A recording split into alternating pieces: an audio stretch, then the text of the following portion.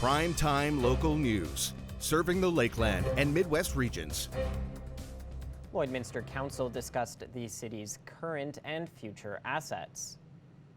The asset management update was presented to City Council with the goal of conveying their assets clearly to the provincial and federal government.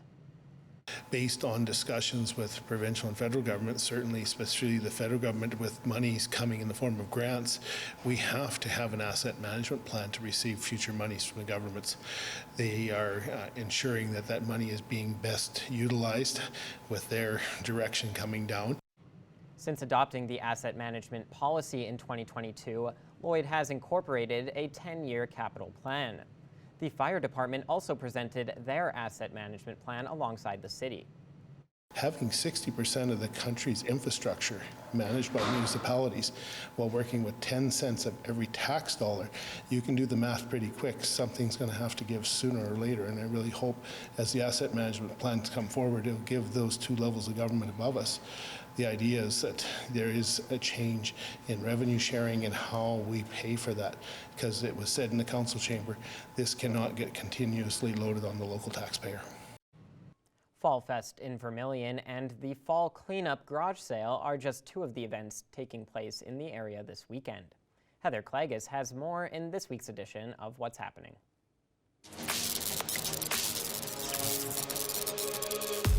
This weekend, it's going to be another busy one in our area. There's lots of great activities for you to take in, including Fall Fest. Fall Fest is taking place tomorrow and Sunday in Vermilion. It's all part of Alberta Culture Days events, and this year is the 4th annual. So you and your family, you can take in fun activities. There's going to be live performers. It's a great opportunity to shop local vendors and also to enjoy some great food as well. Some of the live performers include Raffy Jag, Kamisha Clark, and more are going to be a part of Fall Fest coming up this weekend. It's all taking place at the Vermilion Curling Club. Admission is free. It's underway tomorrow and Sunday, Fall Fest in Vermilion. You can tell that fall is right around the corner. Some of the leaves are starting to change color, and this is the perfect opportunity to take in a great yard sale. Coming up tomorrow, it is the Fall Cleanup Garage Sale at the Service Sports Center. It's under one roof, it's indoors, and there's going to be so many different people there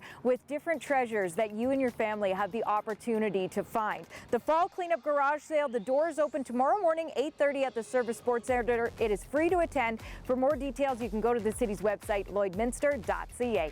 And now is the time for you to get your ticket for the upcoming Harvest Hoedown. It's taking place October the 19th, and you're probably in the midst of harvest right now. So what a great way to celebrate a successful harvest season by heading out to the Harvest Hoedown October the 19th. It's such a fun event. It's hosted by the Lloydminster Kinsman Club, and this year it's going to feature live music from J.D. Bixby and Main Street. If you want to get a table, you want to get some tickets, get in touch with Darcy, 780-871-4818. Well, whatever you choose to do this weekend, we hope you stay safe and stay healthy.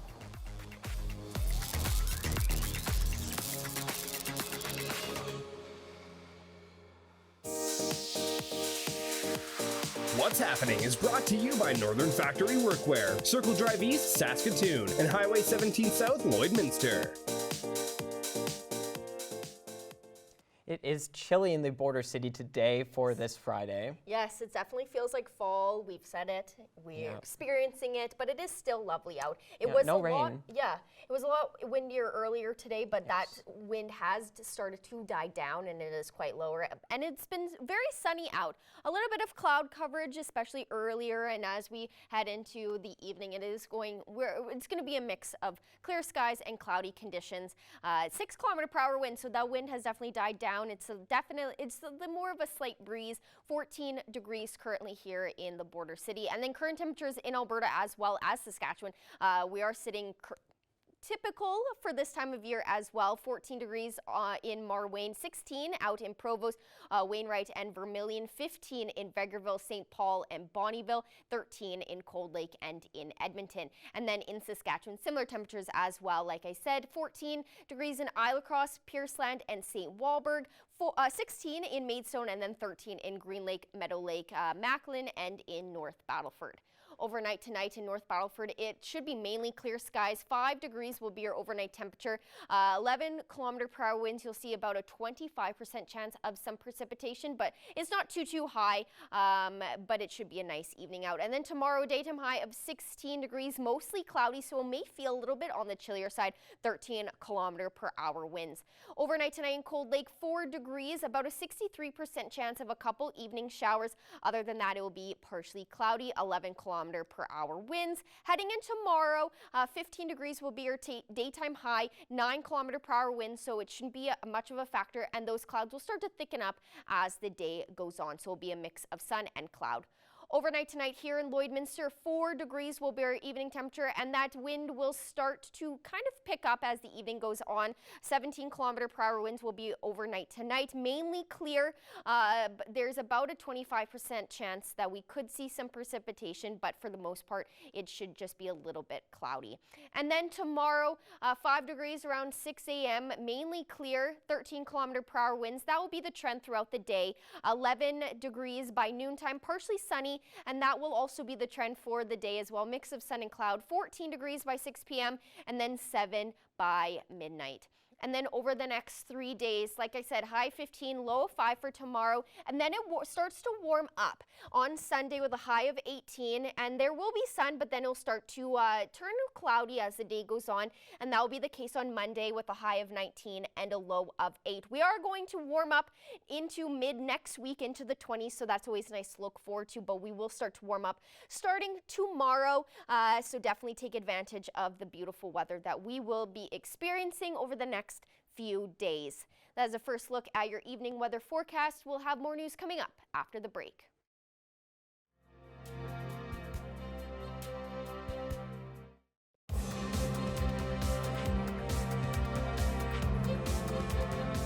The Lloydminster Bobcats will once again be hosting their hockey hooky game against the Camrose Kodiaks October 2nd for students in Lloydminster and area schools. Our Thomas Wildman has more information. Today I'm joined by Nigel Dubé, the general manager of the Lloydminster Bobcats, and he's here today to talk about the upcoming hockey hooky game that the Bobcats are going to be hosting at the beginning of October. And so thank you so much for joining me today, Nigel. Well, thanks for having me on, Thomas. And for those who are unaware, Nigel, what is a hockey hooky game and what special things are going to be happening during that game? Yeah, well, this for us started back in the spring, and it was part of the Richardson Jewelry Design a Jersey contest that we had and put out to all the schools in town here in the surrounding areas. And, students had the opportunity to design their jersey, whatever that may be that they thought would be best. And we allowed Richardson Jewelry and their staff to go through those and pick the winner, and then we sent that off to the design team to get the jersey made up. So we're anxiously awaiting those jerseys to arrive here in Lloydminster. That was the start of it, and then on October 2nd, we'll welcome over 1,100 students to the Civic Center for an exciting game. That'll be at noon. That'll be a big part of it. And then the third piece to it all is that we're going to auction the jerseys off online through the month of October for Peyton Walker and her battle with cancer, and to help out that family. An amazing hockey family, amazing family to the community of Lloydminster too as well, and that'll be a part of it too as well. So really exciting day. We're hopeful that Peyton can drop the puck too that day and be involved in it. And then an inspiring day for the kids to watch some of their role models through that game. And Nigel, if you could go a little bit more into detail about how important it is to have a game available for kids to watch during school and to get them out of the classroom a little bit. Well, I think it's a huge opportunity. You look at different field trips throughout a person's lifespan in school, and the opportunities that you have to experience different things, and for those students to be a part of the game, to see two teams compete in the hockey, but also being involved in the arena with so many students around you, and watching a game, and sitting there enjoying the moment too as well. And we've partnered with the Lloyd Regional Health Foundation, and we'll have some a little bit different than our standard frisbee toss and all those things that we usually do in the intermission. We'll have some videos there too as well, and just some inspiration for the kids, and affirmation and all that kind of good stuff too as well. It will be a really exciting day for them. and I think a real enjoyable day. So we appreciate the schools that are involved in it. And before the hockey hooky game, there's a lot of exciting things happening for the Bobcats. They're going on a road trip right now, and then right after that will be the AJHL Showcase. So tell me a little bit about the AJHL Showcase and how important it is for the Bobcats players. It's a real busy time. The guys are gone down to Drumheller. It's a 5 games in 7 days. It's a quick turnaround in that, and the AJHL showcase is one of the biggest highlights of the year. The opportunity for our players to play in person in front of many schools, NCAA, U Sport schools, and ACAC schools too as well. So, I think everybody has it circled on their calendar. For us, the guys will come back from Calgary on Sunday and turn around on Tuesday and head back down there. So quick turnaround for them with the travel, but also a great time. We played 4:30, we played 11, a little bit different than our traditional start times. But to play an event like that, that's what every athlete wants to do, and the opportunity in front of those schools. So looking forward to it. And I know our players and our staff are too. Thank you so much for all the information, Nigel, and we look forward to Hockey Hooky Day. Thanks for having me. The Lloydminster Rescue Squad's 9th annual Sirens and Sapphires Gala is taking place in a couple of weeks, and there are still tickets available. Abby St. John has more on how to get tickets and how the Rescue Squad is also celebrating a special anniversary. I'm happy to be joined here today by Norm Namier, the chief of the Lloydminster Rescue Squad. Thank you so much for joining me today. Good morning. Thank you for having me. Of course. Now, the Sirens and Sapphires Gala is the Rescue Squad's biggest fundraiser, and it is taking place in just a couple of weeks. For those who may not know, just to start off, what is the Sirens and Sapphires Gala? The Sirens and Sapphires Gala is our biggest fundraiser for the year, and that just goes the monies that we raise from this event go into training. They go into sometimes purchasing certain specialty items. But mostly into operations, and that keeps us going for the rest of the year. So it's a vital part of our ongoing thing. And this year we are celebrating our 9th gala, which is hard to believe, and it's also a special year for us because it's 40 years since Lloydminster Rescue Squad was kind of thought of and started up. So we're celebrating that too. I think it's very exciting to be able to celebrate those 40 years of service, along with it being the 9th annual gala. Now, going off of that, it will be an anniversary celebration. Is there anything new this year that attendees will experience? Well, there is, and I don't want to reveal it, but we're going to try to have a little bit more interactive, some fun with the attendees that night. So we have some really cool things on, and it's going to be decorated. Our decorator does a wonderful job doing that. So it's going to be a special night. We have some fun things that are going to happen that night. So I'll leave that so that it will entice people to come and purchase a table or a ticket.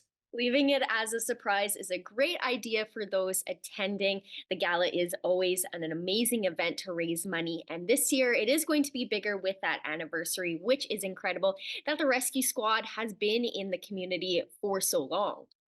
Yeah, it is. And one of the cool factors is we tried to get as many as we had 6 key members that started Lloyd Rescue or right from the beginning. And I'm one of them, but we have out of the 5 or 6 that we could only get about 3. So we have some people traveling from Calgary and abroad to come as our guest, and they were very instrumental in creating the squad to where it is today. And if you look at that 40-year gap, from what we had to what we have now, is quite a transition.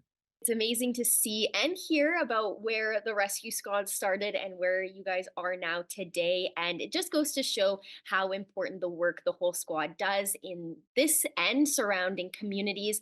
Now, the gala is in about 2 weeks. Are you still in need of sponsors, and are tickets still available? We just sold one of our gala committee members that just sold the Safe Rides Home, I believe, today. So that one's gone. So we have 2 major sponsors left. One is the Midnight Lunch, and the other one is the MC sponsorship. So if we can get rid of those 2 here in the next 15 days, that would be we're 100% totally sponsored up. And the other thing is we have about 7 tables left. So that's And we usually, and this is right about on par. So in the next 2 weeks, it usually gets down to zero or so. We'll definitely sell out, but it's just if we can encourage people to purchase a table, and the tables are $1,000 for a table or 125 per ticket. And if you don't have a table, more than welcome to purchase a ticket, single ticket or 2 tickets, however that is, and we would sit you at a table. And it's going to be, like I said before, it's just wonderfully decorated. So it'll be a really nice night, a relaxed night, but just a wonderful atmosphere. And the band, we changed our band. We've had our same band for the last three or 4 years. And this year we have Uptown from Edmonton, so pretty local, and they're going to be coming down, and they have quite the band. So we're really going to be looking forward to them again. And we had them many years ago, so it's going to be good. And if anyone would like to purchase those final tickets that you have still, how can they do so? They can reach out to our office number here. It's 306-825-9244, and leave a voicemail with your number that we can get back to you. A Coldwell Banker has tickets at their office, and of course our rescue hall here, we would have tickets. Or if you go online, you can purchase them online, or contact Ryan LeBlanc, and I think his name's on the website too. So that way you can reach us at any time. Wonderful. Well, this sounds like it's going to be an amazing night full of celebration. So I wish you the best of luck and thank you so much for joining me today. Well, thank you so much. Appreciate that.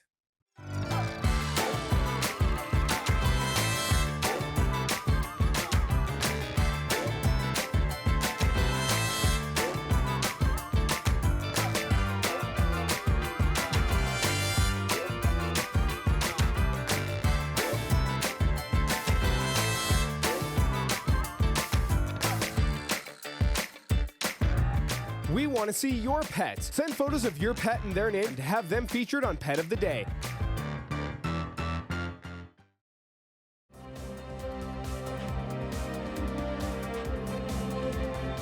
An Airdrie author has released a new book in the Callum Walker series, which is in the fantasy genre.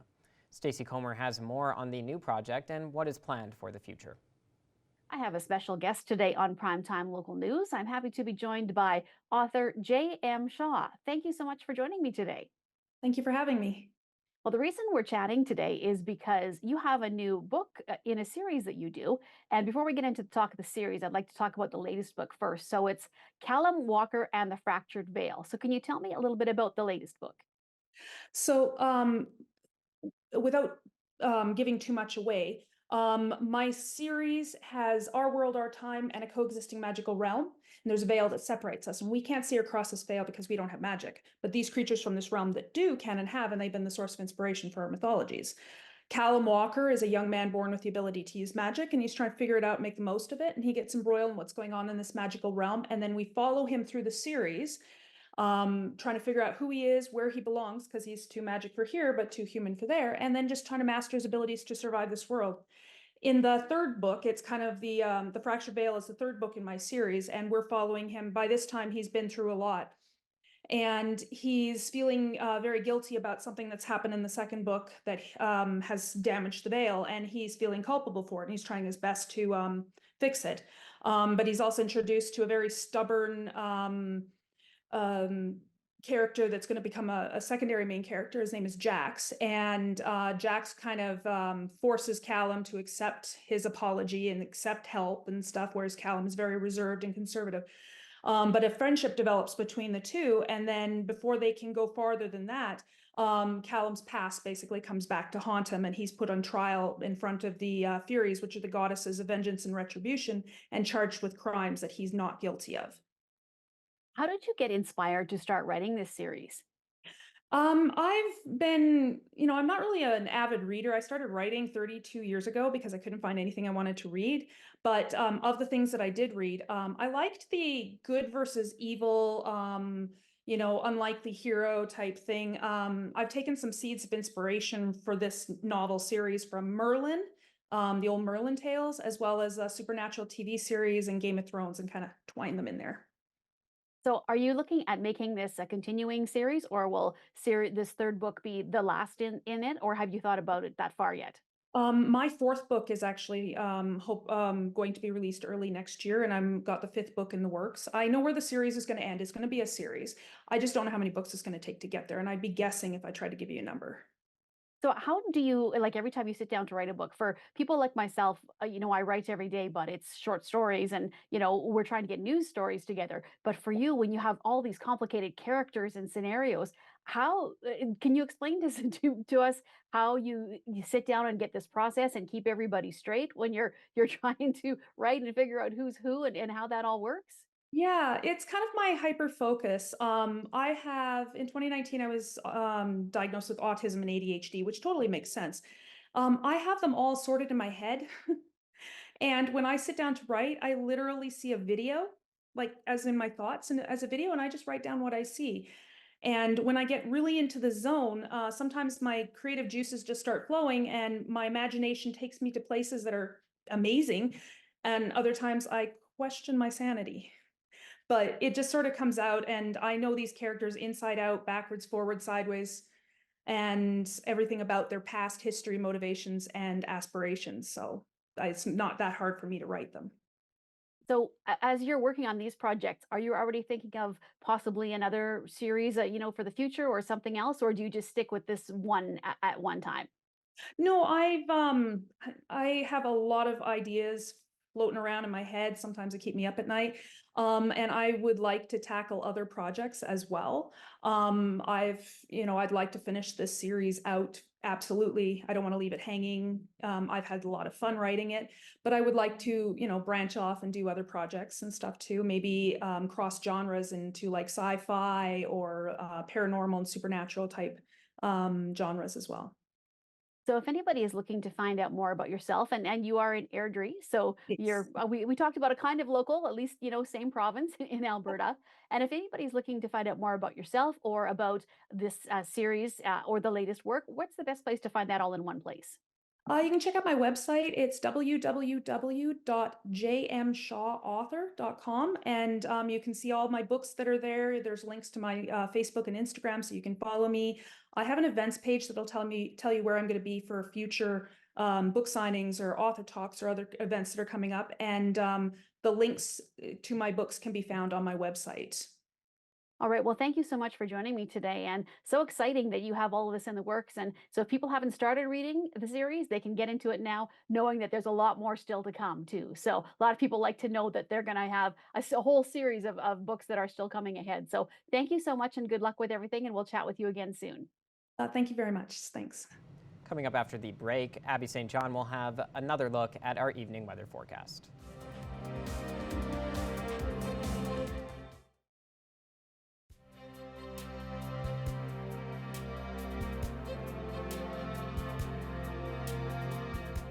Welcome back. Taking a final look at our evening weather forecast. Currently sitting at 14 degrees here in Lloydminster. We're definitely experiencing those fall temperatures and experiences. The leaves are changing, starting to fall off the trees. So we're definitely getting into fall. 14 degrees also out in Athabasca, and then it gets a little bit cooler farther out west. Whitecourt is at 7, so is Rocky Mountain House. 9 in Edson, 13 out in Edmonton, 10 in Red Deer, 12 in Jasper, and 13 out in Cold Lake.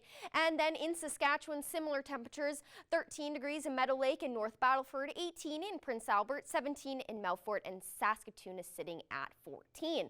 And then up north in Saskatchewan, similar temperatures as well, 14 in La Loche, Stony Rapids, Buffalo Narrows, Flin Flon, 15 out in South End, 12 in Wollaston Lake, and 16 in Uranium City. And in Alberta, 14 in Fort Mac, 15 in Fort Chipewyan, 16 in High Level, 9 in Grand Prairie, 10 in Slave Lake, and 12 in Peace River. And then down south in Alberta, a little bit cooler, 10 degrees in Medicine Hat and Calgary, 11 in Coronation, 6 in Banff, and only 7 in Lethbridge. And in Saskatchewan, 13 in Kindersley and Swift Current, and 17 in Moose Jaw, Regina, and Yorkton. Estevan is sitting at 22. Overnight tonight in North Battleford will drop to 5 degrees, mainly clear skies, 11 km/h winds. There is about a 25% chance of some precipitation this evening. Overnight tonight in Cold Lake, 63% chance of a couple evening showers is predicted. Otherwise, it will be partially cloudy. 4 degrees, 11 km/h wind, so it may feel a little bit on the chillier side. And then Overnight across the region, 3 degrees in Meadow Lake and Paradise Hill, 5 in Bonnyville, 4 in Provost, and 6 in Isla Crosse. And partially cloudy to clear skies is predicted in the majority of the area. And then overnight in more areas, 4 degrees in Murnum, Pierceland, and in Wainwright, 5 in Unity, and 1 out in Calgary. 63% chance of a couple evening showers out in Pierceland. Overnight tonight here in Lloydminster will drop to 4 degrees, and that wind will start to pick up as we head into the evening. 17-kilometer-per-hour winds. There's about a 25% chance of precipitation, but it should be mainly clear otherwise. And then over the next 7 days, we do warm up as the week goes on. High of 15 and a low of 5 for tomorrow, and then it starts to warm up on Sunday with a high of 18 and a low of 8. High of 19 on Monday with a low of 8, and the little bit of mix of sun and cloud. And then things really do warm up on Tuesday with a high of 25 and a low of 10. Expect sunny conditions that will carry over into Wednesday with a high of 27 and a low of 11.